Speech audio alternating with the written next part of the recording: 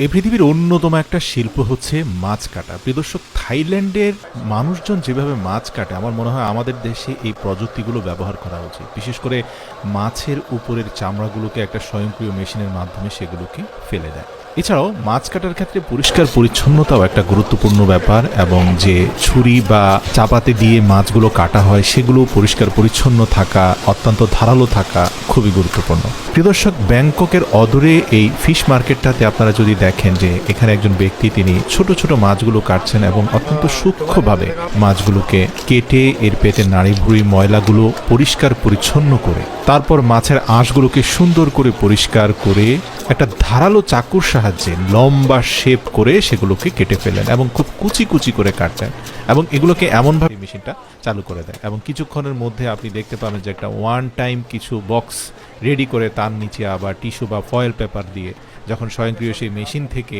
পরিষ্কার করে ধুয়ে ফেলা সেই মাছগুলোকে বের করে আনা হয়, আপনি দেখবেন যে সেগুলো একদম ড্রাই হয়ে গিয়েছে, শুকনো হয়ে গেছে। এই সারফেসে কিন্তু এখন কোনো প্রকার পানি নেই এবং এগুলোকে কিন্তু আধা সেদ্ধ করে তারা খেয়ে ফেলে।